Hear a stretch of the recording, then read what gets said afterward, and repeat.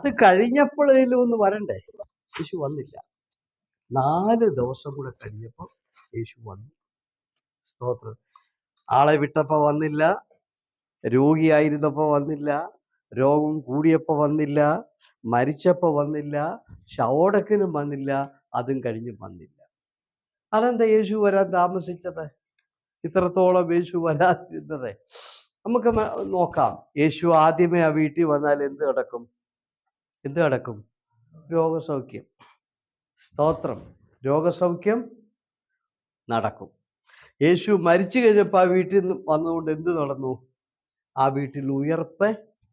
അപ്പൊ നമ്മൾ മനസ്സിലാക്കണം, യേശു താമസിച്ചത് ആ വീട്ടിൽ വലിയ പ്രവൃത്തി വെളിപ്പെടാൻ വേണ്ടിയായി.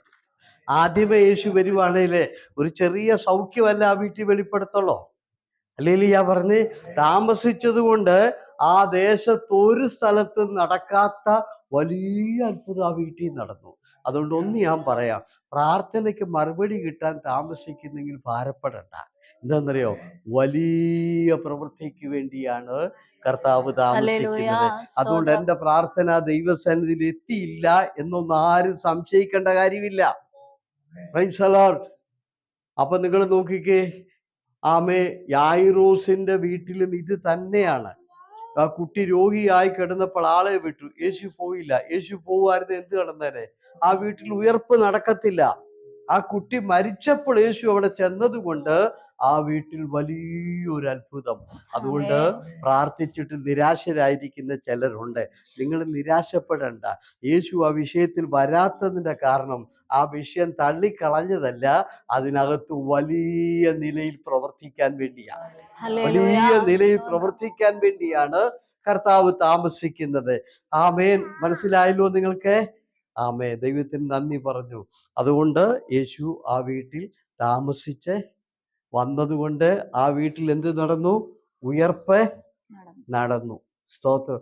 ആ പുതിയ നിയമത്തിലെ വലിയൊരു അത്ഭുതമാണ് ആ ഉയർപ്പ്. ആദ്യത്തെ ഒരു ഉയർപ്പെന്ന് തന്നെ നമുക്ക് പറയാം പുതിയ നിയമത്തില്. സ്തോത്രം. പിന്നീടാണ് അനേക ഭവനങ്ങളിൽ പത്രോസും ഒക്കെ ഉയർപ്പിക്കുന്നത്. എന്നാൽ ലോകത്തിൽ ഒരു സ്ഥലത്തും നടക്കാത്ത വലിയ അത്ഭുതം ആ വീട്ടിൽ നടന്നു. താമസിച്ചതുകൊണ്ടല്ലേ നടന്നത്? നേരത്തെ വന്നാൽ നടക്കുമായിരുന്നോ? ഇല്ല, അല്ലേ? Price the Lord. അപ്പൊ നിങ്ങൾ വിശ്വാസത്തോടെ ഇരിക്കുക. ഞാൻ എപ്പോഴും പറയുന്ന കാര്യങ്ങൾ ഒന്നുകൂടെ ആവർത്തിക്കുക കേട്ടോ. ആരാധിക്കുന്ന ദൈവമക്കളും ആരാധിക്കാത്തവരും ഒക്കെ ആയിട്ട് നമുക്ക് ബന്ധമുണ്ട്. പക്ഷെ ദൈവത്തിന് ചില വ്യത്യാസങ്ങളുണ്ട്. സ്തോത്രം. കർത്താവ് നമ്മളിൽ ചില വ്യത്യാസങ്ങളൊക്കെ കർത്താവ് നമുക്ക് തന്നിട്ടുണ്ട് കേട്ടോ. മറക്കരുത്. ഞാൻ ആ ഭാഗങ്ങൾ നിങ്ങളെ ഒന്ന് ഓർപ്പിക്കാം. Praise the lord. ഹല്ലേലൂയ. മോശ ഇസ്രായേലിനെ വിടുവിക്കാൻ അവിടെ ചെന്നു പറഞ്ഞു, എൻ്റെ ജനത്തെ ആരാധനയ്ക്കായിട്ട് വിട്ടയക്കണം. പുറപ്പാട് 5-ാം അധ്യായം തൊട്ട് ആരംഭിക്കുന്നത്. അപ്പം ഫറവോ രാജാവ് പറഞ്ഞു, ഞാൻ വിടത്തില്ല. യഹോവ ആരാണ്? ഞാൻ വിടത്തില്ല. യഹോവ ആരാന്ന് ചോദിച്ചു. ദൈവം ആരാ? സ്തോത്രം. മേലാൽ അങ്ങനെ ചോദിക്കരുത്. ദൈവം ആരാണെന്ന് ചോദിച്ചാൽ ദൈവം പഠിപ്പിക്കും. ആരൊക്കെ ചോദിച്ചിട്ടുണ്ടോ അവരെ എല്ലാം ദൈവം ശരിക്ക് പഠിപ്പിച്ചിട്ടുണ്ട് ദൈവം ആരാണെന്ന്. മോശ അഹരോൻ പറഞ്ഞു ചോദിക്കുക, ദൈവം ആരാ? യഹോവ ആരാ? യഹോവ ആരാ? മോശയോട് ദൈവം പറഞ്ഞു, മോശയെ നീ പൊക്കോ. ചില ദിവസങ്ങൾ കഴിഞ്ഞപ്പോൾ മോശയോട് ദൈവം പറഞ്ഞു, നിന്റെ വടി നൈൽ നദിയിലേക്ക് നീട്ടാൻ പറഞ്ഞു. നീട്ടിയ ഉടനെ നൈൽ നദിയിലെ വെള്ളമെല്ലാം രക്തമായി. അവിടുത്തെ കിണറുകളിലെല്ലാം രക്തം, അവിടുത്തെ കുളങ്ങളിലെല്ലാം രക്തം, പാത്രത്തിൽ കോരി വെച്ച വെള്ളത്തിലെല്ലാം രക്തം. കട്ടൻ കാപ്പി തിളപ്പിക്കാൻ മാർഗമില്ല. ചോരയ്ക്കകത്ത് ആരെങ്കിലും കാപ്പി തിളപ്പിക്കുമോ? ഇല്ല. കഞ്ഞി വെക്കാൻ മാർഗമില്ല, കാരണം വെള്ളമെല്ലാം രക്തം. തുണി അലക്കാൻ വയ്യ, കുളിക്കാൻ വയ്യ. ദൈവം ആരാന്ന് മനസ്സിലായോ? നിന്റെ കഞ്ഞുകൂടി മുട്ടിക്കുന്നവൻ, കട്ടൻ കാപ്പി കൂടി മുട്ടിക്കുന്നവൻ. ഉടുതുണി കൊടുക്കാൻ നിവൃത്തിയില്ല, കാരണം അലക്കാൻ പറ്റുകയല്ല. എല്ലായിടത്തും എന്താണ്? രക്തം. സ്തോത്രം. കോരി വെച്ച വെള്ളത്തിൽ രക്തം. അതുകൊണ്ട് ഞാൻ ഒന്നുകൂടെ പറയാം, ഒടേതമ്പുരാൻ ആരാണെന്ന് പുള്ളിയോട് ചോദിക്കരുത്, ചോദിച്ചവരെല്ലാം പുള്ളി ആരാണെന്ന് പഠിപ്പിച്ചു. സ്തോത്രം. ഇപ്പൊ ഫറവോന് മനസ്സിലായി ഇസ്രായേലിന്റെ ദൈവം ആരാണെന്ന്. കാരണം ആ ദേശത്തെ മുഴുവൻ കുളങ്ങളിലെയും കിണറുകളിലെയും നദികളിലെ എല്ലാം വെള്ളം രക്തമായിട്ട്, നമ്മുടെ ഭാഷയിൽ ഞാൻ പറയാം, ഹോട്ടൽ പൂട്ടി, കൺസ്ട്രക്ഷൻ കമ്പനി പൂട്ടി, സകലതും പൂട്ടി, ആമേ എല്ലാം നിലച്ചു. വെള്ളമില്ലാതെ ഏത് ഹോട്ടലാ തുറക്കുന്നത്? 2 ദോശ ഉണ്ടാക്കണ്ടേ? കട്ടൻ ചായ വേണ്ടേ? ചോരക്കകത്ത് കട്ടർ എടുത്തലക്കുവോ? പ്രൈസലോ. എല്ലാ ആപ്പീസും പൂട്ടിയപ്പം ദൈവം ആരാന്ന് പഠിച്ചോ? അതുകൊണ്ട് നിന്റെ സകല ആപ്പീസും പൂട്ടി, പ്രൈസലോ, ഒടേതമ്പുരാൻ ആരാണെന്ന് പുള്ളി ശരിക്കും പഠിപ്പിക്കുക. ഇപ്പൊ പറവ രാജാവ് പഠിച്ചുകൊണ്ടിരിക്കുക. കുറേ ദൈവം മോശയോട് പറഞ്ഞു, മോശെ ആ വടി നിന്റെ ആ നൈൽ നദിയിലേക്ക് ഒന്ന് നീട്ടിയപ്പോൾ തവള കയറി വരിക. തവള, ദേശം മുഴുവനും തവള. ബെഡ്റൂമിൽ തവള, കിച്ചണിൽ തവള, റോഡിൽ തവള, ഓഫീസിൽ തവള, ചുരുക്കി ഞാൻ പറയാം മാർക്കറ്റിൽ തവള, മുഴുവനും തവള. നേരത്തെ ആമേ എന്തില്ല, വെള്ളം കുടിക്കാൻ മേല, എവിടെയെങ്കിലും ഇരിക്കുക. ഇപ്പൊ ഇരിക്കാൻ മേല, കാരണം തവളയാ. ഇരിപ്പ് മുട്ടി, കിടപ്പ് മുട്ടി, നിപ്പ് മുട്ടി. സ്വോത്രം പറഞ്ഞേ ആമേ. രാത്രി മൊത്തം നിങ്ങൾ നോക്കിയ ഈ കുഞ്ഞുങ്ങളെയൊക്കെ എവിടെ കൊണ്ട കിടത്തും? സ്വോത്രം. കന്നുകാലിക്കൂട്ടിലെ സ്ഥിതി എന്തായിരിക്കും? ആമേ, തവള കയറി. ചുരുക്കി ഞാൻ പറയുക, പറവോൻ നക്ഷത്രം എണ്ണി ദൈവം ആരാണെന്ന ചോദ്യത്തിന് മറുപടി അല്ലേലിയാ പറഞ്ഞേ. അതുകൊണ്ട് ഇന്ന് രാത്രി ദൈവത്തോട് മറുചോദ്യം ചോദിക്കാതെ ദൈവിക പദ്ധതിയോട് സഹകരിച്ചു.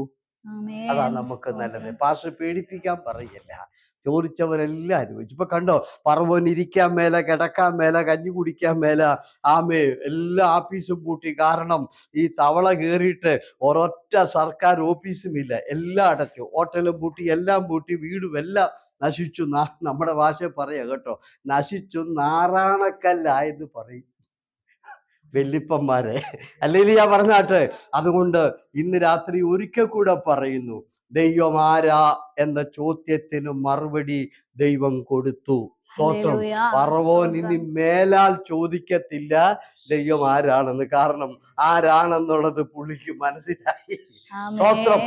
ലീലിയ പറഞ്ഞു, ഇനി അങ്ങോട്ട് കിടക്ക, ഞായറാഴ്ച വരുന്നു. Praise Lord. ഹല്ലേലൂയ. നായിച്ച വരിക. നായിച്ച വന്നിട്ട് എന്ന് പറഞ്ഞാൽ അതൊരു ബാധയാ. ഈ തേനീച്ച പോലൊരു സാധനമാ. ദേശം മുഴുവൻ വന്നിട്ട് അത് മൃഗങ്ങളുടെ മേലും മനുഷ്യന്റെ മേലും എല്ലാ വീടുകളിലും ആമേ, പ്രൈസ്, പച്ചവെള്ളം കുടിക്കാൻ മാർഗമില്ലാതെ എല്ലാവരും ചില ദിവസങ്ങളോളം. പഠിച്ചോ ദൈവം ആരാണെന്ന്? യഹോവ ആരാണെന്ന് ചോദ്യത്തിന് മറുപടി കിട്ടിയോ? മോശയോട് ചോദിച്ചു യഹോവ ആരാണ്? ഇപ്പൊ മറുപടി കിട്ടിയോ? സ്തോത്രം. ഹല്ലേലൂയ. ദൈവസന്നിധിയിൽ താഴ്ത്തുക. എല്ലാവർക്കും ഒത്തിരി സമയങ്ങൾ കൊടുക്കും. ഞാനിവിടെ വന്നപ്പോൾ അച്ചാനോട് നേരത്തെ പറഞ്ഞു, ദൈവം ഈ 10 അത്ഭുതങ്ങള് മിസ്രൈമിൽ കാണിച്ചു എന്തിനാണെന്നറിയോ? ദൈവത്തിന് അത്ഭുതമൊന്നും കാണിക്കേണ്ട കാര്യമില്ല. ദൈവമക്കളെ വിടുവിക്കാൻ ഒറ്റ സെക്കൻഡ് മതി. ഒറ്റ സെക്കൻഡ് മതി കർത്താവിന്. അല്ലാതെ കർത്താവിന് ഇതിൻ്റെ ഒന്നും ആവശ്യമില്ല. പ്രൈസ്. പിന്നെ ഇതൊക്കെ കാണിച്ചു എന്തിനാണെന്നറിയാവോ? ഈ 1ാമത്തെ അത്ഭുതം കാണിക്കുമ്പോൾ ഈ മനുഷ്യൻ മോശയെ വിളിച്ചിട്ട്, മോശെ, നിങ്ങളുടെ ദൈവം വലിയവനാ, അതുകൊണ്ട് ഈ ജനത്തെ കൊണ്ട് ഇവിടുന്ന് പൊക്കോളാൻ പറഞ്ഞ് ദൈവ പദ്ധതിയോട് സഹകരിക്കാൻ വേണ്ടിയാണ് കർത്താവ് കാണിച്ചത്. ഹല്ലേലൂയ പറഞ്ഞേ ആമേൻ. അതുകൊണ്ട് ഞാൻ ഒന്നുകൂടെ പറയുന്നു, ദൈവത്തിന്റെ പദ്ധതിയോട് സഹകരിക്കാൻ വേണ്ടിയാണ് ദൈവം പലതും നമ്മുടെ ജീവിതത്തിൽ ചെയ്യുന്നത്. Price the Lord. പക്ഷേ മോശയോട് ആര് സഹകരിച്ചില്ല? ഫറവോൻ സഹകരിച്ചില്ല. ഫറവോൻ പറഞ്ഞു, മോശെ നീ എന്തു പറഞ്ഞാലും ഈ ജനത്തെ ആരാധനയ്ക്ക് ഞാൻ വിട്ടയക്കത്തില്ല. അങ്ങനെ സഹകരിക്കാതെ വന്നപ്പോൾ കർത്താവ് എന്ത് ചെയ്തു? ചെങ്കടലിൽ കൊണ്ടിട്ട് മുക്കി അങ്ങ്. Price the Lord. അതുകൊണ്ട് ദൈവത്തിൻ്റെ പദ്ധതിയോട് സഹകരിച്ചില്ലെങ്കിൽ, ഞാൻ ഒന്നുകൂടെ പറയുന്നു, അത് നാശത്തിനാണ് കുഞ്ഞെ. നമ്മൾ ഈ അവസാനിക്കുന്നത് ഒരിക്കലും നമ്മൾ ചിന്തിക്കാത്ത നിലയിലുള്ള അനർത്ഥങ്ങളിലും നാശങ്ങളിലും അപകടത്തിലുമാണ് എന്ന് അവസാനിക്കുന്നത്. ഫറവോൻ ദൈവത്തോട് സഹകരിക്കാഞ്ഞതുകൊണ്ട് ഫറവോന്റെ പട്ടാളക്കാരും ഫറവോനും കൂട്ടരും ആയുധങ്ങളും സകലതും ചെങ്കടലിൽ നശിച്ചു പോയെന്ന വായിക്കുന്നത്. അതുകൊണ്ട് ഒരിക്കൽ കൂടെ പറയുന്നു, ദൈവത്തോട് ഇനിയുള്ള കാലം സഹകരിച്ചു പോകാൻ ഈ രാത്രിയിൽ സമർപ്പിക്കുക. സ്തോത്രം. സമർപ്പിക്കുക. സ്തോത്രം. ഈ കാര്യങ്ങളൊക്കെ ചെയ്യുന്നതിലെല്ലാം ദൈവത്തിന് സന്തോഷമുള്ളൂ. 2026 പോകുന്നതിന് മുമ്പ് ഞാനൊരു കാര്യം പറയാം. നമ്മളെല്ലാം ആലോചിച്ച് നല്ല ബുദ്ധിപരമായി കാര്യങ്ങളൊക്കെ ചെയ്തോ, സന്തോഷമുള്ളൂ കർത്താൻ. ഒറ്റ കാര്യം ചെയ്തോണം കേട്ടോ, അത് മറക്കരുത്. Price the Lord. അത് ഇതേ ഉള്ളൂ. ഒരു മനുഷ്യൻ പറഞ്ഞ കാര്യം ഞാൻ ഓർപ്പിക്കുക. ആ ധനവാൻ പറഞ്ഞത്, ഞാൻ എൻ്റെ കളപ്പുര പൊളിക്കും. കളപ്പുര എന്ന് പറഞ്ഞാൽ മനസ്സിലായി, ഗോഡവണ. അത് ഞാൻ പൊളിച്ചിട്ട് എൻ്റെ സമ്പത്തെല്ലാം ഞാൻ അതിനകത്ത് കൂട്ടി വെക്കും. വെച്ചോന്ന് നിങ്ങൾ ബാങ്കിൽ വിട്ടു, ലക്ഷങ്ങൾ ഇട്ടു, അതിനൊന്നും ദൈവത്തിന് എതിർപ്പില്ല. പ്രൈസ്. സമ്പത്തെല്ലാം കൂട്ടി വെക്കും, നീ കൂട്ടി വെച്ചോ. ഏറിയാണ്ട് തിന്നുക കുടിക്കുക, ഏറിയാണ്ട് തിന്നുക.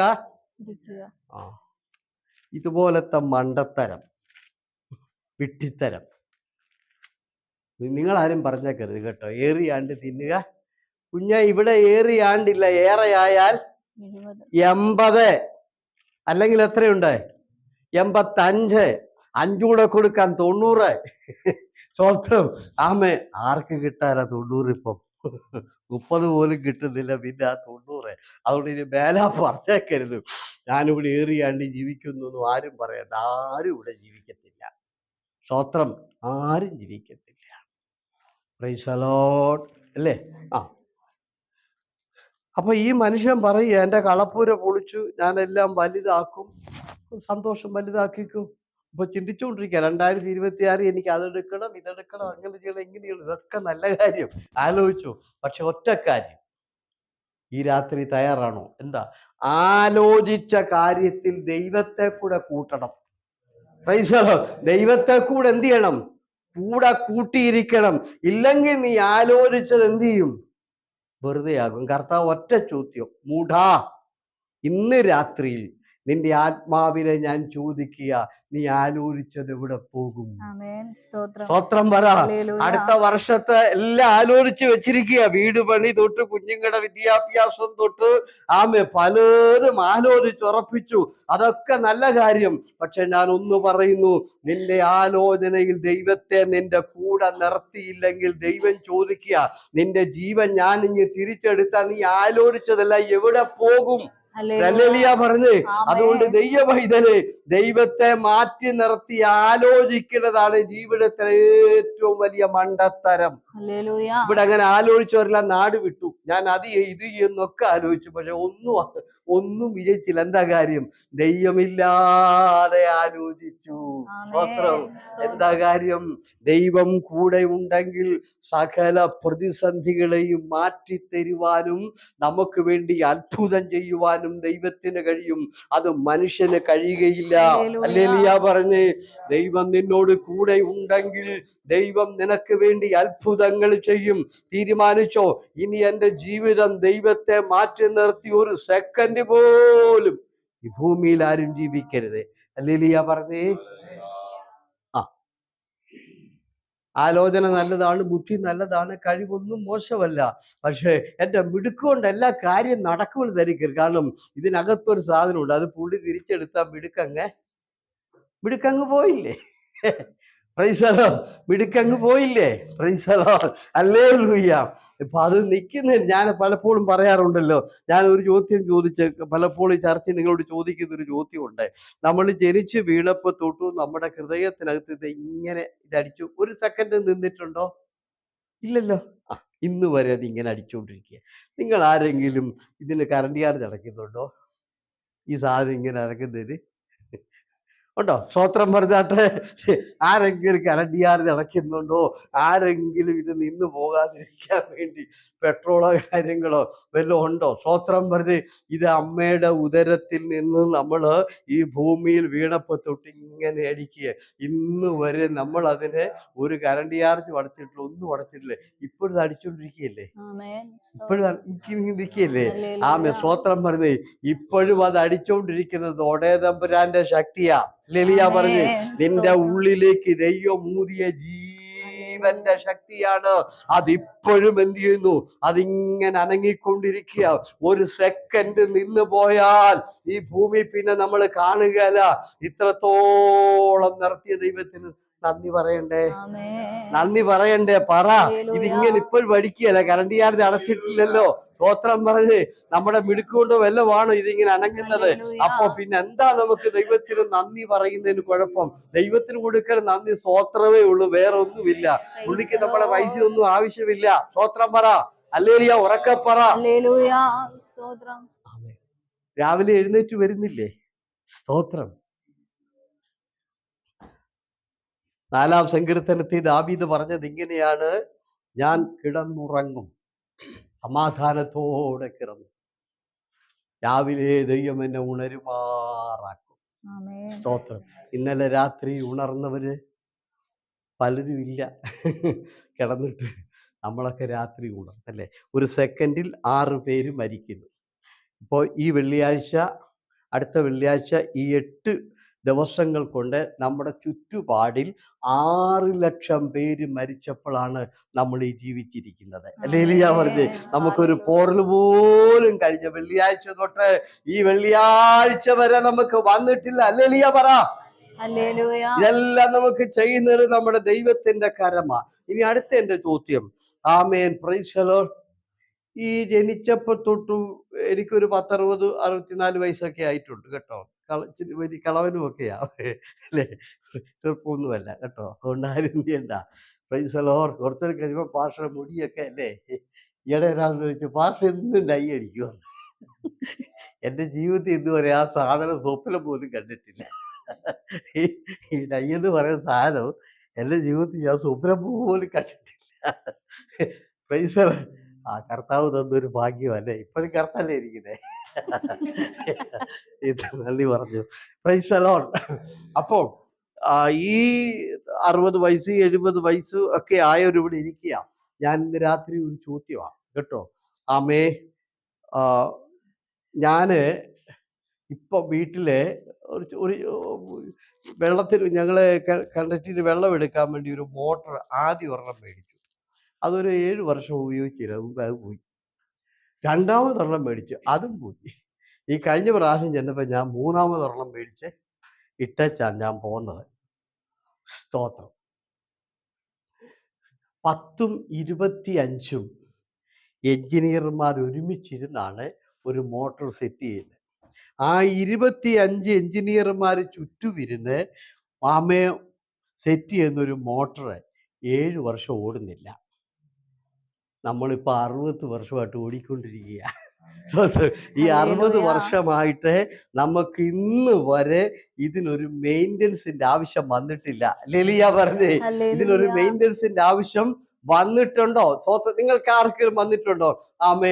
ഈ ഹാർട്ടിനൊരു മെയിൻ്റനൻസ്, ചെവിക്കൊരു മെയിൻ്റനൻസ്, കണ്ണിനൊരു മെയിൻ്റനൻസ്. സ്വോത്രം പറഞ്ഞ് 10ഉം 60ഉം ഞാൻ പറഞ്ഞില്ലേ, 25 എഞ്ചിനീയർമാർ കൂടിയിരുന്ന് ഉണ്ടാക്കുന്ന ഒരു മോട്ടർ 7 വർഷത്തിനോടിടയ്ക്ക് 10ഉം 15ഉം വർഷം അത് കേടാകും. 15 പ്രാവശ്യം അത് കേടാകും.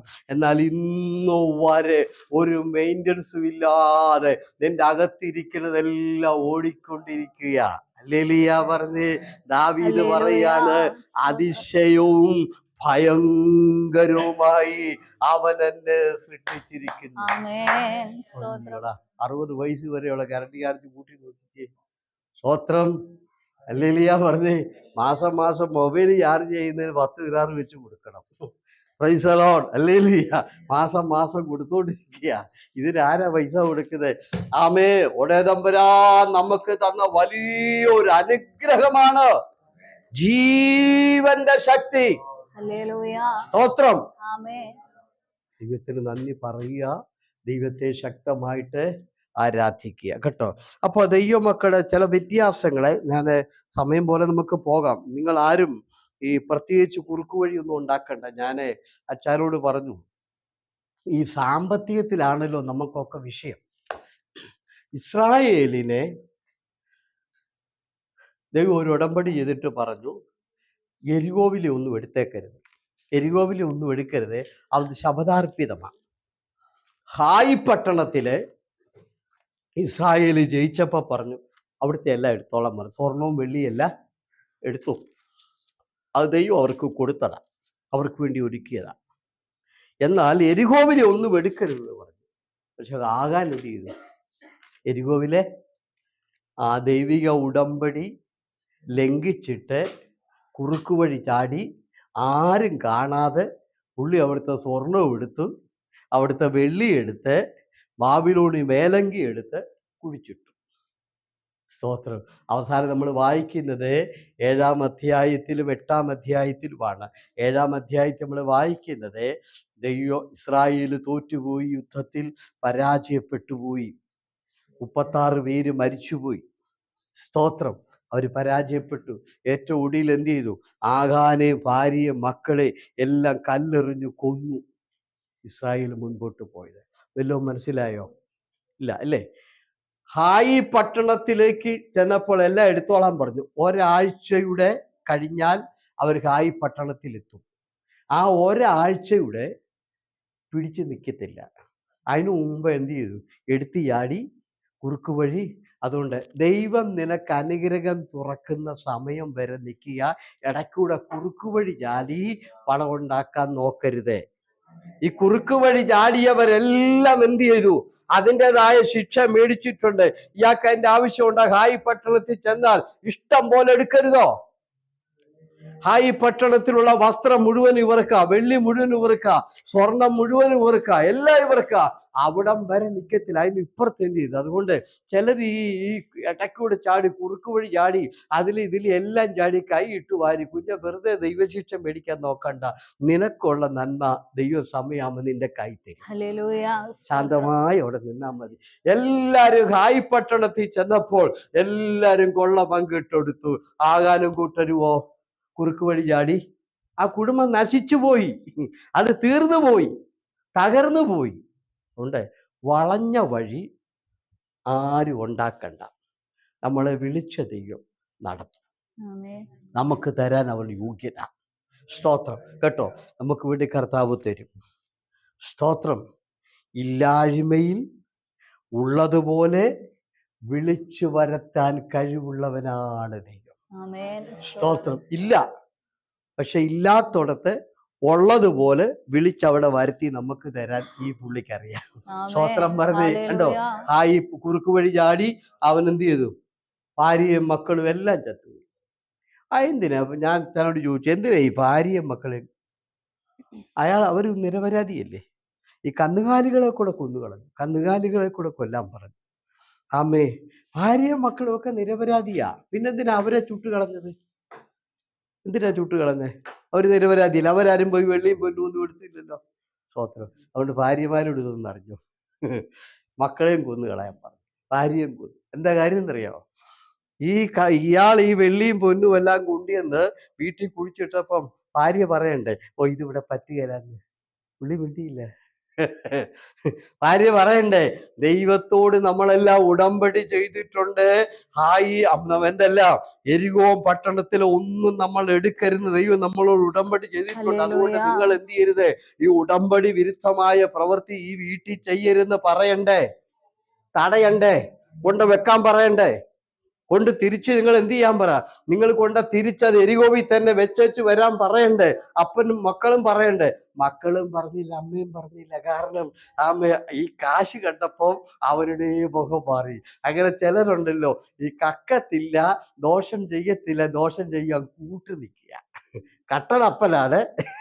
തള്ളയും മക്കളും അതിനെ സ്തോത്രം. അതുകൊണ്ട് ഭർത്താവായാലും ആരായാലും അപ്പനായാലും അമ്മയായാലും തോന്നിയവാസത്തിന് നിങ്ങൾ ആരും കൂട്ടുനിന്ന് കൊടുക്കരുത്. ലെലിയ പറഞ്ഞേ, അങ്ങ് ആ ഭാര്യ മിടുക്കത്തിയായിരുന്നെങ്കിൽ, അയാളെ കൊണ്ട് തിരിച്ചു കൊണ്ട് വെച്ചിരുന്നെങ്കിൽ ആ കുടുംബം നശിക്കുമായിരുന്നോ? ഹല്ലേലൂയ പറഞ്ഞേ. ആ കുടുംബം വിടുതൽ പ്രാപിക്കത്തില്ലേ? സ്വത്രം പറഞ്ഞേ. ആമേൻ, ആമേ. ആ കുടുംബത്തത് നടക്കുവായിരുന്നു. നിർബന്ധമായി ഇതിവിടെ പറ്റില്ലെന്ന് പറഞ്ഞ്, അല്ലെങ്കിൽ ഞാൻ എന്ത് ചെയ്യും, എല്ലാരെയും വിളിച്ച് കാര്യം വെളി പറയും. വേഗം നിങ്ങൾ കൊണ്ടുവെക്കാൻ പറഞ്ഞിരുന്നെങ്കിൽ ആമെ പേടിച്ച് പുള്ളി കൊണ്ടുവച്ചനെ ആ വീട് രക്ഷപ്പെട്ടേനെ. അതുകൊണ്ട് പുള്ളിക്കാരത്തി മിണ്ടാതി ഓർത്തു, സ്വർണ്ണമല്ല ഇരുന്നോട്ടെ, എല്ലാരും പോയി കഴിയുമ്പോൾ എനിക്കും എന്ത് ചെയ്യാം, എടുക്കാം അല്ലേ? Price the lord. അങ്ങനെ ചിലരങ്ങനെയുണ്ട്, സൂത്രം ഒന്നും ഇറക്കത്തില്ല, സൂത്രം ചെയ്യുന്നവരുടെ കൂടെ മൗനമായി നിന്നൊക്കെ സഹായം ചെയ്തു കൊടുക്കും. ഏതാ കള്ളത്തരമൊക്കെ? ആ, പ്രൈസ് ദി ലോർഡ്. ഹല്ലേലൂയ. അതുകൊണ്ടാണ് മക്കളെയും ഭാര്യയും കന്നുകാലിയും കൂടെ പോയിട്ട്, പ്രൈസ് ദി ലോർഡ്, ഹല്ലേലൂയ, അതിനെ കൂടെ കൊന്നുകളഞ്ഞു. നിങ്ങളോട് ഞാൻ പറയുന്നു, ഇനി നിങ്ങൾ നോക്കിക്കേ, രൂത്ത്,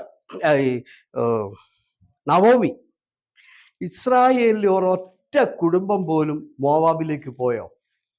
പോയില്ല. ആരും പോയില്ല. ഇവര് മാത്രമേ പോയുള്ളൂ.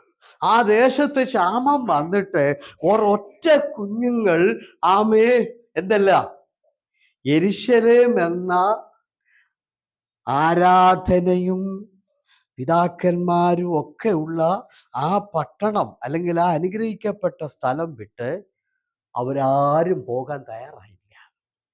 ഒരു നേരത്തെ ആഹാരത്തിന് വേണ്ടി ആരും പോയില്ല. പട്ടിണിയാണേലും അവരെന്ത് ചെയ്തു? ആ ദൈവ സാന്നിധ്യത്തിൽ നിന്നു. അവരാ ദൈവാരാധന ഉള്ളിടത്ത് നിന്നു.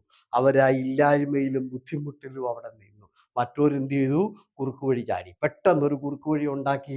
ആ ഭാര്യയും ഭർത്താവും കൂടെ ആലോചിച്ചിട്ട് പറഞ്ഞു, കൊച്ചും പിള്ളേരെയും കൂട്ടി നമുക്ക് എന്ത് ചെയ്യാം, മോവാബിൽ പോകാം. മോവാബിൽ പോകുമ്പോൾ ഇഷ്ടം പോലെ ഗോതമ്പും അരിയും നെല്ലും പൈസയൊക്കെ ആൾക്കാർ കൊടുക്കും. എന്നാ യഹൂദന്മാരെ ഈ മോവാബിലോട്ട് ചെല്ലുമ്പോൾ ഈ മോവാബുകാർ അവരെ ഒത്തിരി ബഹുമാനിക്കും. അവിടെ ചെന്ന് കഴിഞ്ഞപ്പോൾ മോവാബിലെ ആൾക്കാരെല്ലാം വന്നു. ആമേ, നവോമിയുടെ അടുക്കൽ ഈ വീട്ടിൽ വന്നിട്ട് കണ്ട ഉടനെ അവരെല്ലാം എന്ത് ചെയ്തു? ഗോതമ്പ് കൊടുക്കുന്നു, അവരെല്ലാം അരി കൊടുക്കുന്നു. അപ്പൊ നല്ല സുഖം. അപ്പൊ പുള്ളിക്കാരത്തി എന്ത് ചെയ്തു? മോവാബിൽ അങ്ങ് താമസിക്കാൻ തീരുമാനിച്ചു. താമസിക്കാൻ. അങ്ങനെ ചിലരുണ്ടല്ലോ, എങ്ങനെയും ഒരു ചെറിയ നന്മ വരുന്നുണ്ടെങ്കിൽ പിന്നെ ദൈവത്തെ മറന്ന് ദൈവാരാധനയും പറഞ്ഞു. എന്നാൽ ഞങ്ങളുടെ ദേശം വേറെയാണെന്നും ഞങ്ങൾക്ക് പിതാക്കന്മാര് ഉണ്ടാക്കിയ ദേവാലയം അവിടെ ഉണ്ടെന്നും അവിടെ ആരാധന നടക്കുന്നുണ്ടെന്നും ഇവിടെ ദൈവമില്ലെന്നും ദൈവാരാധന ഇല്ലെന്ന് അറിഞ്ഞിട്ടും ഗോതമ്പ് കണ്ടിവിടെ നിന്നു. ചിലരങ്ങനെ ഉണ്ടല്ലോ, പ്രാർത്ഥന ആരാധനയൊക്കെ മാറ്റി വെച്ചിട്ട് പൈസയ്ക്ക് വേണ്ടി മാത്രം നിൽക്കുക. സ്വത്രം പറഞ്ഞേ. അങ്ങനെ പൈസയ്ക്ക് വേണ്ടി മാത്രം നിൽക്കുന്നവരോട് ഞാൻ ഒരു കാര്യം പറയുന്നു, ആ കുടുംബം നശിച്ചുപോയി. നവോമിയുടെ മൂത്ത മകനും മരിച്ചു. രണ്ടാമത്തെ അവിടെ പോയത് തെറ്റില്ല, പൊക്കോട്ടെ. 2 ദിവസം കഴിയുമ്പോൾ തിരിച്ചു വരണ്ടേ? കുറച്ച് കഴിയുമ്പോൾ തിരിച്ചിഞ്ഞ് വരണ്ടേ? വന്നില്ല. 20 വർഷമായിട്ട് അവിടെ സ്ഥിരതാമസമായിരുന്നു. ഹല്ലേലൂയ പറഞ്ഞേ. എന്താ കാര്യം? പണമാ. മോവാബിൽ ചെന്നപ്പോൾ ഇഷ്ടംപോലെ നന്മകൾ മോവാബിലെ ആൾക്കാർ കൊടുക്കാൻ നോക്കി. അപ്പോൾ യെരൂശലേമിലെ ആരാധനയും മറന്നു, ഇവിടുത്തെ ന്യായപ്രമാണവും മറന്നു, പുരോഹിതന്മാരെയും മറന്നു, എല്ലാം മറന്നു. അതുകൊണ്ട് ദൈവവൈതലെ, ദൈവത്തെ മാറ്റി നിർത്തിയുള്ള നന്മകൾ നാശത്തിലേ അവസാനിക്കത്തുള്ളൂ. ഹല്ലേലൂയ പറഞ്ഞേ. അത് നാശത്തിലേ എല്ലാം മറന്നു. സ്തോത്രം. തീർന്നു കേട്ടോ, എല്ലാം തീർന്നു. 6-ാമത്തെ വാക്യം ഒന്ന് വായിച്ചേ. ഏതാ? രൂത്തിന്റെ പുസ്തകം 1-ന്റെ.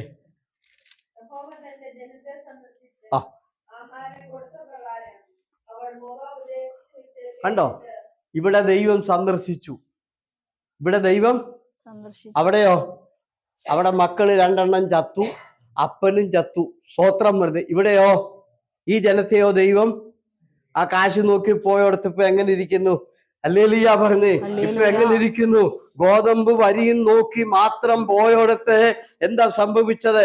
അവിടെ നാശങ്ങളും നിരാശകളും കണ്ണുനീരും നിറയുമ്പോൾ ഇവിടെ ദൈവം സന്ദർശിക്കുന്നു. ഹല്ലേലൂയ പറഞ്ഞേ. ദൈവമക്കളെ, ദൈവത്തിന് വേണ്ടി വിശ്വാസം വിട്ടുപോകാതെ, ആരാധന വിട്ടുപോകാതെ, ദൈവ സാന്നിധ്യം വിട്ടുപോകാതെ, വിശ്വാസത്തിലേക്ക് വേണ്ടി ത്യാഗം സഹിച്ച് നിന്നപ്പോൾ, പട്ടിണി സഹിച്ച് നിന്നപ്പോൾ, ഇല്ലായ്മ സഹിച്ച് നിന്നപ്പോൾ അവിടെ ദൈവം സന്ദർശിച്ചു.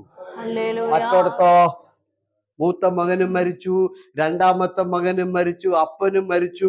ഇപ്പൊ നവോമിക്ക് മനസ്സിലായി ഇവിടെ നിന്നാ ഇനി ഞാനും തട്ടിപ്പോകൊണ്ട് എത്രയും വേഗം എനിക്ക് തിരിച്ചേ പോണം. കണ്ടോ? അതുകൊണ്ട് കാശ് മാത്രം നോക്കരുത്. ഇവിടെ ഇപ്പൊ കിട്ടിയല്ലോ അല്ലേ? ഇവിടെ ഇപ്പൊ കിട്ടിയ കണ്ടോ? 6-ാമത്തെ വാക്യം ഒന്നുകൂടെ വായിച്ചേ. എന്താണ് ദൈവിക സന്ദർശനം? ആഹാരത്തിന്റെ കാലം. ഹല്ലേലൂയ പറഞ്ഞു. ഇവിടെ സമൃദ്ധി വന്നു. കണ്ടോ? അല്പസമയം ഒന്ന് പിടിച്ചു നിന്നിരുന്നെങ്കിൽ അവർക്ക് ഈ സമൃദ്ധി അനുഭവിക്കരുതാഞ്ഞോ? കേവലം 1-2 മാസത്തില് എന്താ സുഖമായി ജീവിക്കാൻ വേണ്ടി പോയ പോക്ക. ദൈവ പൈതലേ, എന്ത് ത്യാഗം വന്നാലും ദൈവാരാധന ഇട്ടേച്ച് നീ പോകരുത് കേട്ടോ. സ്വത്രം പറഞ്ഞ് ദൈവാരാധന ഇട്ടേച്ചും ദൈവിക വഴി ഇട്ടേച്ചും വേറെ വഴിയിലൂടെ നീ സഞ്ചരിക്കരുത്. ഇഷ്ടംപോലെ നേട്ടം ഉണ്ടായിരുന്നു, പക്ഷെ എല്ലാം തകർന്നു. അവിടെ അരിച്ചാക്കൊക്കെ അവിടെ ഇരിപ്പുണ്ട്, കോളമ്പിയാക്കും ഒക്കെ ഉണ്ട്, പക്ഷെ അനുഭവിക്കേണ്ട ആൾക്കാർ പോയില്ലേ. മൂത്ത മോനും മരിച്ച്, രണ്ടാമത്തെ മോനും മരിച്ച്, അപ്പനും മരിച്ചപ്പോ 3 പെണ്ണുങ്ങൾ തന്നെയായി. Praise the lord. ആമേൻ. മനസ്സിലായല്ലോ? ആരാധന ഇട്ടേച്ച് ഈ കുറുക്കുവഴിയൊക്കെ ചാടി നന്മയ്ക്ക് വേണ്ടി പോയവരുടെ കാര്യമാണ് ഞാൻ ഈ പറഞ്ഞത്. ഇപ്പൊ തീർന്നില്ല. ആകാനെ കണ്ടോ? Price the Lord. ദൈവം കൊടുക്കുന്നതിന് മുമ്പേ കുറുക്ക് വഴി ചാടി വെട്ടിയെടുക്കാൻ പോയ പോക്ക. അതെവിടെ ചെന്ന് അവസാനിച്ചു? നാശത്തിൽ ചെന്ന് അവസാനിച്ചില്ലേ? ഹല്ലേലൂയ പറഞ്ഞ്. ദൈവം നമുക്ക് നന്മ തരും. മുട്ടുമടക്കി പ്രാർത്ഥിച്ചുകൊണ്ടിരിക്കുക, ദൈവം നമ്മുടെ മുമ്പിലെത്തിക്കും കേട്ടോ. ഓക്കെ. ഇതിനിടയ്ക്ക് നമ്മളായിട്ട് എന്ത് ചെയ്യണ്ട? സൂത്രങ്ങളൊന്നും കണ്ടുപിടിക്കണ്ട. വലിയ പുള്ളിയായിരിക്കുന്ന അബ്രാഹാം ചെയ്ത് കേൾക്കണോ? 11-ാം അധ്യായം എടുത്തേ, ഉൽപ്പത്തി പുസ്തകം. ചില വാക്യങ്ങളൊന്ന് വായിച്ചേ. ഭൂമിയിലൊക്കെയും ഒരേ ഭാഷയും ഒരേ വാക്കുമായിരുന്നു. എന്നാൽ അവർ കിഴക്കോട്ട് യാത്ര ചെയ്ത് ശിനാർ ദേശത്ത് ഒരു സമഭൂമി കണ്ട് അവിടെ കുടിയിരുന്നു. അവർ തമ്മിൽ, വരുവിൻ, നാം ഇഷ്ടിക അറുത്ത് ചുടുക എന്ന് പറഞ്ഞു. അങ്ങനെ അവർ ഇഷ്ടിക കല്ലായും പശമണ്ണ് കുമ്മായമായും. യഹോവ അബ്രഹാമിനോട് അരുളി ചെയ്തത് എന്തെന്നാൽ, നീ നിന്റെ ദേശത്തെയും ചാർച്ചക്കാരെയും പൃഥുഭവനത്തെയും വിട്ട് പുറപ്പെട്ട് ഞാൻ നിന്നെ കാണിപ്പാനിരിക്കുന്ന ദേശത്തേക്ക് പോക. ഞാൻ നിന്നെ വലിയൊരു ജാതിയാക്കും, നിന്നെ അനുഗ്രഹിച്ച് നിന്റെ പേർ വലുതാക്കും. 10-12 വാക്യങ്ങൾ വായിച്ച്. ദേശത്ത് ക്ഷാമം ഉണ്ടായി. ദേശത്ത് ക്ഷാമം കഠിനമായി തീർന്നതുകൊണ്ട് അബ്രഹാം മിസ്രൈമിൽ ചെന്ന് പാർപ്പാൻ അവിടേക്ക് പോയി. മിസ്രൈമിൽ എത്തുമാറായപ്പോൾ അബ്രഹാമിനോട് ദൈവം ചെയ്ത വാഗ്ദത്തം എന്താണ്? 12-ാം അധ്യായത്തിൽ വാഗ്ദത്തം കണ്ടോ? എന്താ പറഞ്ഞത്? ഞാൻ നിന്നെ കണ്ടോ, ദേശത്തെയും ചാർച്ചക്കാരെയും വിട്ട് പുറപ്പെടുക, ഞാൻ നിന്നെ കാണിപ്പാനിരിക്കുന്ന ദേശത്തേക്ക് പോകുക, ഞാൻ നിന്നെ വലിയ ജാതിയാക്കും, ഞാൻ നിന്നെ അനുഗ്രഹിക്കും, നിന്റെ പേർ വലുതാക്കും, നീ ഒരു അനുഗ്രഹമായിരിക്കും, നിന്നെ അനുഗ്രഹിക്കുന്നവരെ ഞാൻ അനുഗ്രഹിക്കും. ഇതെല്ലാം ദൈവത്തിന്റെ വാഗ്ദത്തമാണ്. ഈ വാഗ്ദത്തം കൊടുത്തിട്ട് ദൈവം ഇറക്കി. നീ ഇറങ്ങിക്കും. ഈ പറഞ്ഞ വാഗ്ദത്തം എല്ലാം നിറവേറും. ഈ പറഞ്ഞ വാഗ്ദത്തം എല്ലാം നിറവേറും. സ്തോത്രം. നിങ്ങളോടുകൂടെയാ പറയുന്നത് കേട്ടോ. ഓക്കെ. ആമേൻ. ഈ പറയുന്ന വാഗ്ദത്തം എല്ലാം. ഇനി 10-ാമത്തെ വാക്യം വായിച്ചേ. ദേശത്ത് ക്ഷാമം ഉണ്ടായി. ദേശത്ത് ക്ഷാമം കഠിനമായി തീർന്നതുകൊണ്ട് അബ്രഹാം മിസ്രൈമിൽ ചെന്ന് പാർപ്പാൻ അവിടേക്ക് പോയി. ഇത് കണ്ടോ? ഈ മനുഷ്യന് ഈ വാഗ്ദത്തം ഇല്ലേ? ഇവിടെ വന്നപ്പോ ക്ഷാമം ഉണ്ടായപ്പോ പുള്ളി ദൈവത്തോട് ചോദിക്കണ്ടേ, കർത്താവേ, എൻ്റെ മേൽ ഒത്തിരി വാഗ്ദത്തം ഉണ്ടല്ലോ, ഞാൻ എന്ത് ചെയ്യണം? ഞാൻ ഇവിടെ താമസിക്കണോ, അതോ ഞാൻ ഇവിടുന്ന് വേറെ എങ്ങോട്ടേലും പോണോ? എന്താ ചെയ്യേണ്ടത്? ഈ പുള്ളി ചോദിച്ചോ? ചോദിച്ചില്ല. പുള്ളി എന്ത് ചെയ്തു? പുള്ളി പെട്ടെന്ന് ഒരു വഴി ഉണ്ടാക്കി. പുള്ളി ഉണ്ടാക്കിയ വഴി എന്നാന്നറിയോ? ഇസ്രയേലിലേക്ക്. അതിന് വഴിയുണ്ടാക്കി ഒത്തിരി പേരിനകത്ത് ഇരിപ്പുണ്ട്. സ്തോത്രം. നീ വഴി ഉണ്ടാക്കരുത്. ഒടേതമ്പുരാന്റെ വാഗ്ദത്തം നിന്റെ മേൽ കിടക്കുമ്പോൾ വാഗ്ദത്തം ചെയ്ത് ദൈവത്തോട് നീ ഒന്ന് ചോദിക്കണം, ഞാൻ ഏത് വഴിയെ പോണമെന്ന്. നീ സ്വന്തം വഴി ഉണ്ടാക്കി ആവശ്യമില്ലാത്തതിലെല്ലാം ചാടരുത് കുഞ്ഞെ, അത് നിനക്ക് വലിയ ദോഷം ചെയ്യും. Price the Lord. അബ്രഹാമിന് ചോദിക്കണ്ടേ, ഇത് ദേശത്ത് ക്ഷാമമാ, ഞാൻ ഇവിടെ എങ്ങനെ ജീവിക്കും? പുള്ളി ചോദിച്ചില്ല. പുള്ളി പെട്ടെന്ന് ഒരു കുറുക്ക് വഴി അങ്ങ് കണ്ടുപിടിച്ചു. ബുദ്ധി ഉണ്ടല്ലോ, നമുക്കെല്ലാം മിടുക്കാണല്ലോ. കുറച്ച് ചിലർക്കകം മിടുക്ക് കൂടുതലാ. ഇങ്ങനെയുള്ള കാര്യത്തില് മിടുക്ക് കൂടുതലാണ് ചിലർക്ക്. Price the Lord. അങ്ങനൊരു വഴി പുള്ളി ഉണ്ടാക്കി പുള്ളി എല്ലാവരെയും വിളിച്ചോണ്ട് ഇസ്രയേലിലേക്ക് പോയി. പ്രൈസ് ദി ലോർഡ്, ഹല്ലേലൂയ, ആമേൻ. ഇപ്പൊ ആദ്യത്തെ കൂട്ടര് പോയത് കണ്ടോ? ആരാ? നവോമിയും കൂട്ടരും. അവര് പോയിട്ട് അങ്ങനെ ഇരുന്ന് അവര് പോയിട്ട് കുടുംബം നശിച്ചു. അബ്രാഹാം അവിടെ ചെന്ന് കഴിഞ്ഞപ്പോഴത്തേന് എന്ത് സംഭവിച്ചെന്നറിയാവോ? അബ്രാഹാമിന്റെ ഭാര്യയെ അബ്രാഹാം ഒന്ന് നോക്കിയപ്പോൾ സൗന്ദര്യമുള്ളവളെന്ന് കണ്ടു. സൗന്ദര്യം ഇതെന്നെ കല്യാണം കഴിച്ചിട്ട് ഇത്രയും വർഷമായിട്ട് ഈ പുള്ളിക്കാരത്തിന് സൗന്ദര്യം കണ്ടിട്ടില്ല. ഇതാണ് കാണുന്നത്. ഇസ്രായേൽ ചരപ്പിലാണ് ഇതൊക്കെ. സാറാ സുന്ദരിയാണെന്നുള്ളത് ഭർത്താവിന് അറിയാൻ പറ്റേ. പക്ഷെ അബ്രാഹാം ഇവിടെ വന്നപ്പോ ഒന്ന് നോക്കിയപ്പോഴാ സുന്ദരിയായ പെണ്ണാ. അതുകൊണ്ട് പുള്ളിക്ക് പേടിയായി. അതിന്റെ അർത്ഥം എന്നാന്ന് ചോദിച്ചാ, അബ്രാഹാം ഇതൊക്കെ നോക്കുന്നത് എപ്പോഴാ ദൈവവഴി വിട്ടപ്പം. അതുവരെ ഇതൊന്നും നോക്കത്തില്ലായിരുന്നു പുള്ളി. അതുകൊണ്ട് ഈ ദൈവവഴി വിട്ടു പോണവരെ ശ്രദ്ധിച്ചോണം, അവർ ഈ കാര്യമൊക്കെ നോക്കുവേ. അങ്ങനെയുള്ള പുള്ളികളെ നമ്മൾ വളരെ ശ്രദ്ധിച്ചോണം. അവരുടെ കണ്ണ് ആവശ്യമില്ലാത്തടത്തൊക്കെ പോകും. എന്നിട്ട് അബ്രാഹാം പെട്ടെന്ന് കള്ളം പറഞ്ഞു. ഭാര്യയോടും പറഞ്ഞു, ദേ അങ്ങോട്ട് ചെല്ലുമ്പോൾ ആൾക്കാർ ചോദിക്കുമ്പോൾ പെങ്ങളാണെന്ന് പറഞ്ഞേക്കണം. അങ്ങനെ പെങ്ങളാണെന്ന് പറഞ്ഞേക്കണം. കള്ളം പറയാൻ ഭാര്യയെ പഠിപ്പിക്കുക ഭർത്താവ്. അങ്ങനെ ഇവിടെ ഉണ്ടോ? വല്ലവരും ഉണ്ടോ? ഇനി അവിടെ ചെല്ലുമ്പോൾ നീ ഇങ്ങനെ പറഞ്ഞോളൂ അല്ലേ? അവിടെ ചെല്ലുമ്പോൾ ഇങ്ങനെ പറഞ്ഞോളൂന്നെല്ലാം പറഞ്ഞ് അവിടെ ചെന്നപ്പോഴത്തേന് ഫറോ രാജാവിനോട് ആൾക്കാർ പറഞ്ഞു, ഇതേ നമ്മുടെ നാട്ടിൽ സുന്ദരിയായ ഒരു പെണ്ണ് വന്നിട്ടുണ്ട്. ആമേ. രാജാവ് പറഞ്ഞു, അങ്ങനെയാണെങ്കിൽ വിളിച്ചുകൊണ്ട് പോയി, എനിക്ക് അവളെ ഭാര്യയായിട്ട് വേണം. ഭർത്താവ് ഉണ്ടെന്നുള്ള കാര്യം ഈ പുള്ളിക്കാരത്തില്ല, പെങ്ങളാന്ന് ആങ്ങളയാന്ന് ഓർത്താ ഇരിക്കുന്നത്. Price the Lord. അവിടെ ചെന്നു, ഇവളെ പിടിച്ചുകൊണ്ട് ആ കൊട്ടാരത്തിൽ ചെന്നു. Price the Lord. അപ്പൊ ദൈവം എന്ത് വാഗ്ദത്തം ചെയ്തിട്ടുണ്ട്? ഞാൻ നിന്നെ വലിയൊരു ജാതിയാക്കും. അത് ഇവള് പ്രസവിച്ചല്ലേ വലിയ ജാതിയാകേണ്ടത്. വാഗ്ദത്തം നിറവേറേണ്ട സഹോദരിയാ.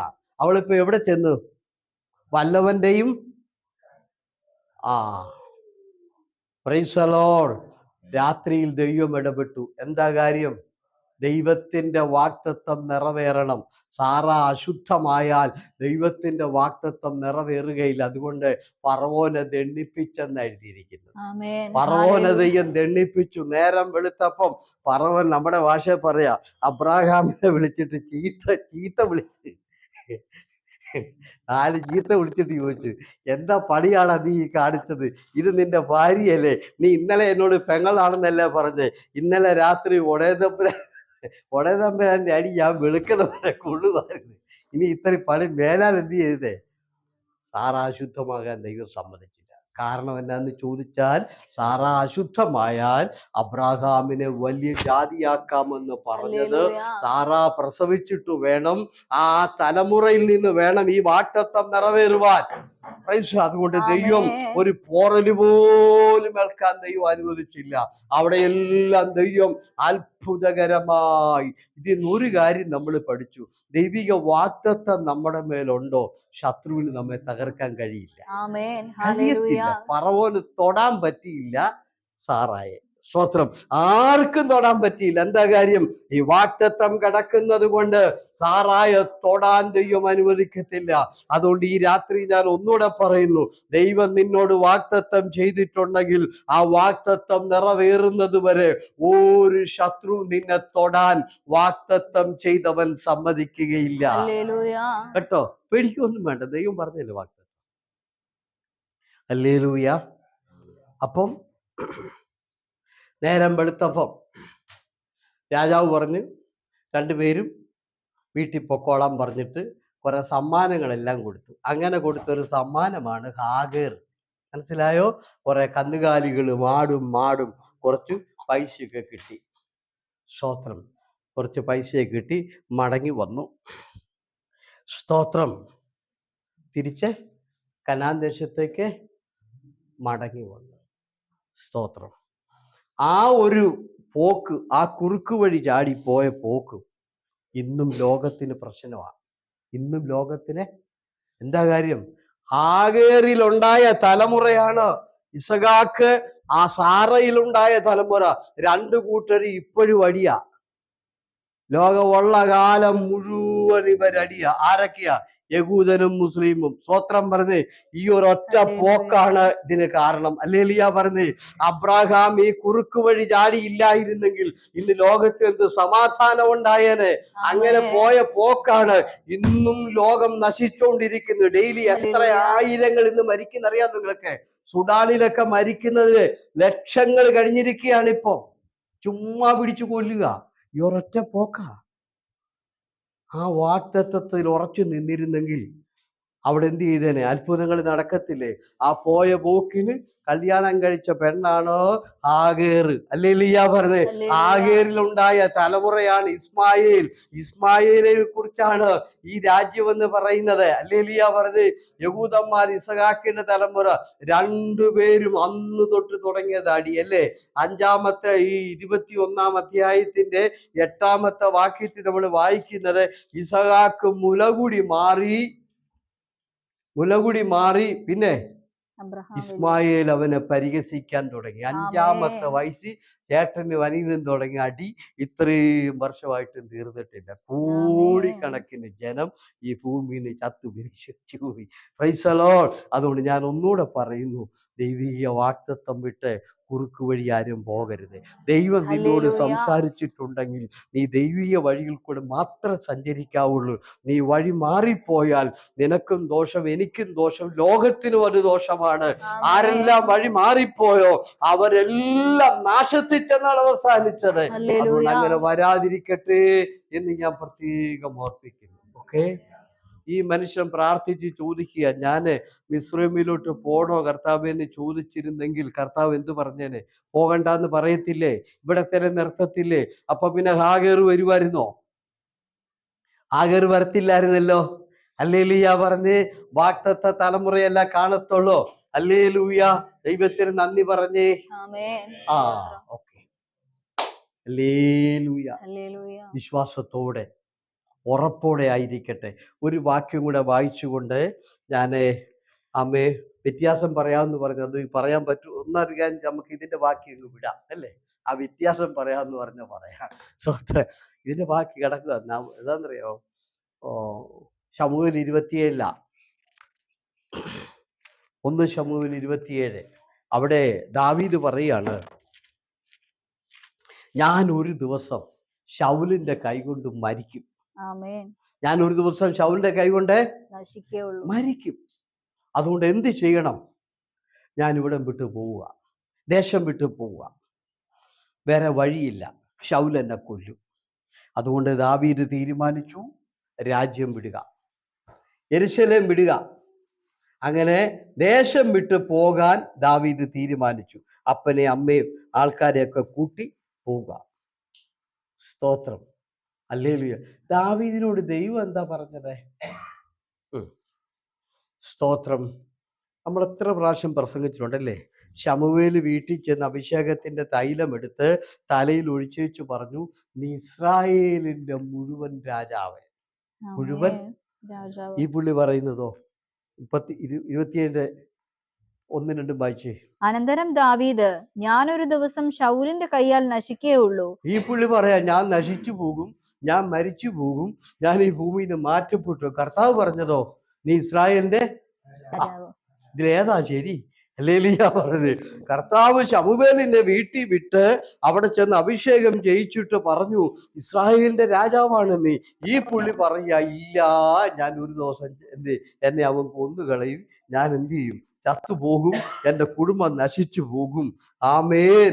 Price the lord. അങ്ങനെ ദൈവിക വാഗ്ദത്തങ്ങൾക്കെതിരായിട്ട് ദാവീദ് സംസാരിച്ചു. 1.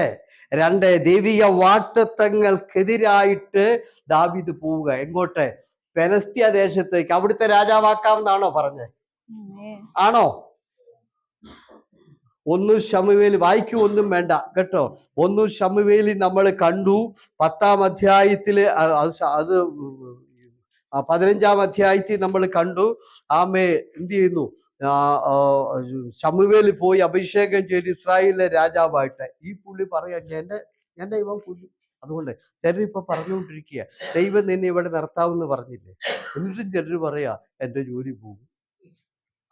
ദൈവം നിന്നെ അനുഗ്രഹിക്കാമെന്ന് പറയും. എന്നിട്ടും ചിലർ പറയോ ഈ വർഷം രക്ഷ ഉണ്ടാവുമെന്ന്. നിന്നോട് ഇതൊക്കെ പറയാൻ ആരാ പറഞ്ഞത്? ദൈവം നിന്നോട് പറഞ്ഞ വാക്തത്വം എന്താ? ആമേൻ. സ്തോത്രം. നിന്നെ ഇവിടെ നിർത്താമെന്നാണോ പറഞ്ഞത്? നിനക്ക് വഴി തുറക്കാമെന്നാണോ പറഞ്ഞത്? നിന്നെ അനുഗ്രഹിക്കാമെന്നാണോ പറഞ്ഞത്? നീ എന്തിനാണ് ആ വാക്തത്വങ്ങൾക്ക് വിരുദ്ധമായിട്ട് മേലാൽ പറയരുത്. ദൈവം പറഞ്ഞ വാക്തത്വം, ദൈവം വിശ്വസ്തനാണ്. അത് കർത്താവ് നിറവേറ്റും. കർത്താവിന് അസാധ്യതയില്ല.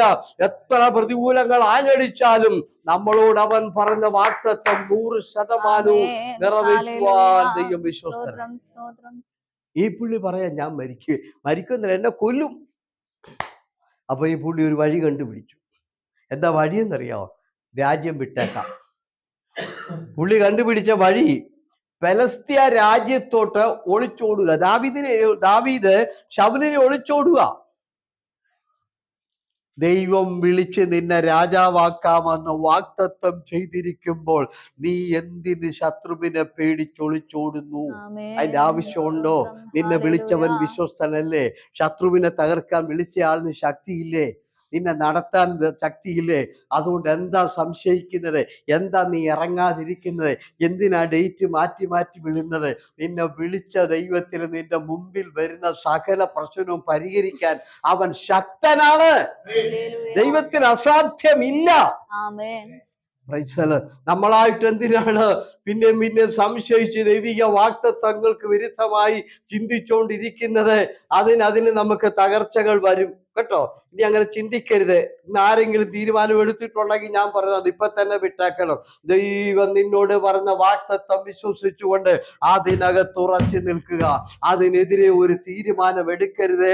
അതിനെതിരെ ഒരു യാത്ര അരുത്. അതിന് വിരുദ്ധമായിട്ട് സംസാരിക്കുക പോലും ചെയ്യരുത്. ആമേൻ. ദാവീദ് തീരുമാനിച്ചു നാട് വിടുക. സ്തോത്രം. ഹല്ലേലൂയ. നാട് വിടുക. ദൈവത്തിന്റെ വാക്തത്വം ഇസ്രായേലിലെ രാജാവാക്കാമെന്ന പുള്ളി അവിടെ നിന്ന് നാട് വിടാൻ തീരുമാനിച്ചു.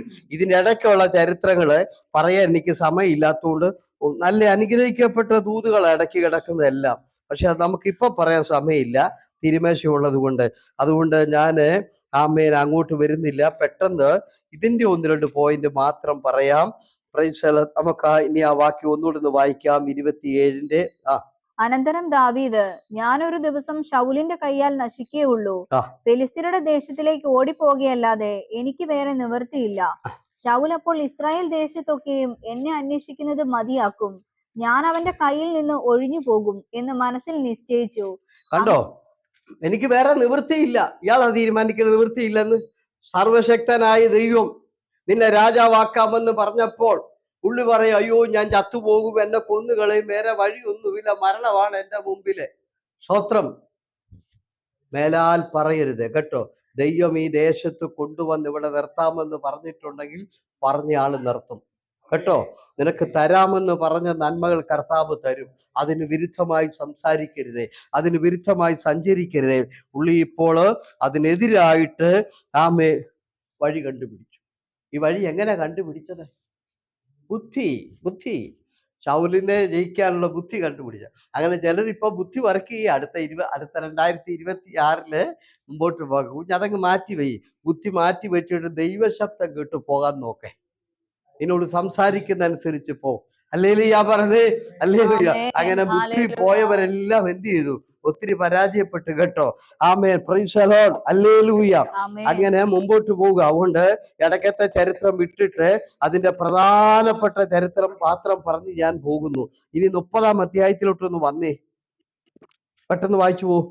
ദാവീദും അവന്റെ ആളുകളും 3-ാം ദിവസം സിക്ലാഗിൽ എത്തിയപ്പോൾ അമാലേക്യർ തെക്കേ ദേശവും ആക്രമിച്ച് അതിനെ ജയിച്ച് അതിനെ തീ വെച്ച് ചുട്ടുകളഞ്ഞിരുന്നു. അവിടെയുള്ള വലിയമായ സ്ത്രീകളെ പിടിച്ചുകൊണ്ട് തങ്ങളുടെ വഴിക്ക് പോയതല്ലാതെ ആരെയും കൊന്നില്ല. പട്ടണത്തിലേക്ക് വന്നതും പുത്രി ഇരിക്കുന്നു. ഭാര്യമാർ പോയില്ലേ? ഭാര്യമാരെയും കൂടെ ഉണ്ടായിരുന്ന ആൾക്കാര്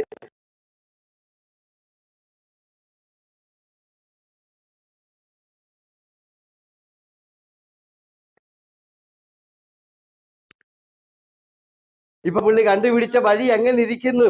ശൗലിന് എന്നെ കൊല്ലുമെന്നും പറഞ്ഞ് പുള്ളി കണ്ടുപിടിച്ച വഴിയായത്.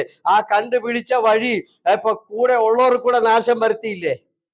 ഹല്ലേലൂയ പറഞ്ഞ് ഭാര്യയും മക്കളും പൊക്കോട്ടെ, ഇയാളുടെ കൂടെ ഉള്ളവരുടെ ഭാര്യയും മക്കളെ കൂടെ എന്ത് ചെയ്തു? ശത്രുക്കൾ കൊണ്ടുപോയി. അതുകൊണ്ട് കുഞ്ഞെ ഞാൻ ഓർപ്പിക്കുന്നു,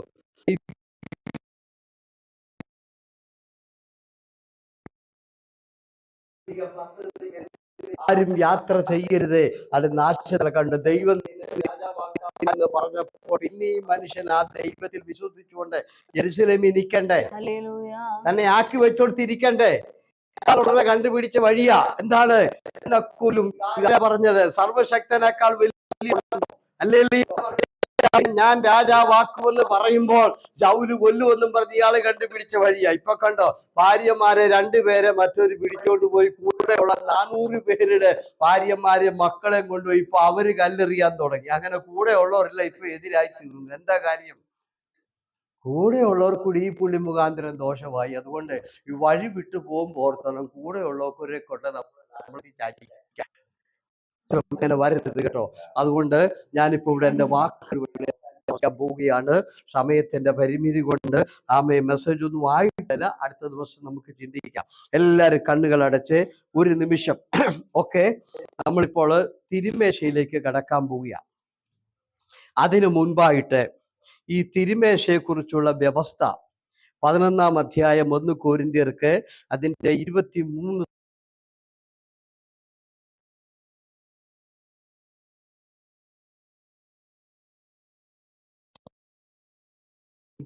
ചെയ്യാൻ തന്നെത്താൻ ശോധന ചെയ്തേ. എന്റെ ജീവിതത്തിൽ എന്തെങ്കിലും കുറവുണ്ടോ? ഉണ്ടോ? അയൽവക്കംകാരോടോ നാട്ടിൽ ആരോടെങ്കിലുമോ ഇവിടെയോ എന്തെങ്കിലും പിണക്കോ വാശിയോ വൈരാഗ്യമോ ദൈവവചനത്തിന്റെ തീരുമാനങ്ങൾ തെറ്റിച്ച അനുഭവങ്ങൾ ഉണ്ടോ? ദൈവത്തെ അനുസരിക്കാത്ത അനുഭവങ്ങൾ ഉണ്ടോ? ആരാധന മുടക്കിയ അനുഭവങ്ങൾ ഉണ്ടോ? എല്ലാം ഒന്ന് ഏറ്റു പറഞ്ഞേ. എല്ലാം ഒന്ന് ഏറ്റു പറഞ്ഞേ. തന്നെത്താൻ ശോധന ചെയ്ത് നമുക്ക് കുറവില്ല എന്ന് ഉറപ്പ് വരുത്തിയിട്ട് മാത്രമേ ഈ ശുശ്രൂഷയോട് നമുക്ക് അടുക്കാൻ ഒക്കത്തുള്ളൂ.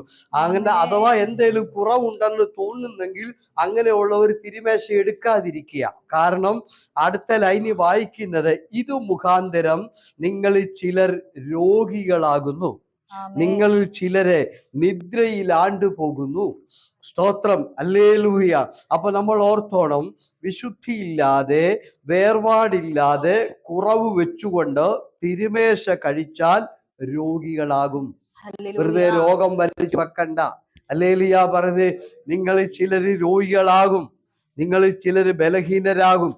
ബലഹീനത ഒരിക്കലും ശരീരത്തിന് ആരോഗ്യമില്ലാതെ എന്നുമെന്നും ബലഹീനതയിലേക്ക് പോകുന്നത് തിരുമേശ വിശുദ്ധിയില്ലാതെ കഴിക്കുന്നത് കൊണ്ടാണ്.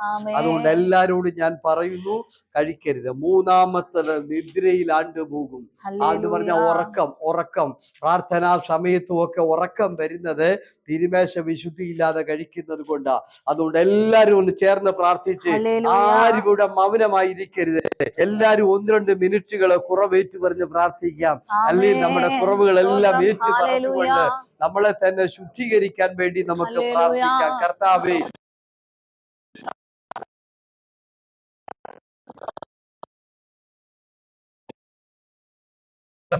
എന്റെ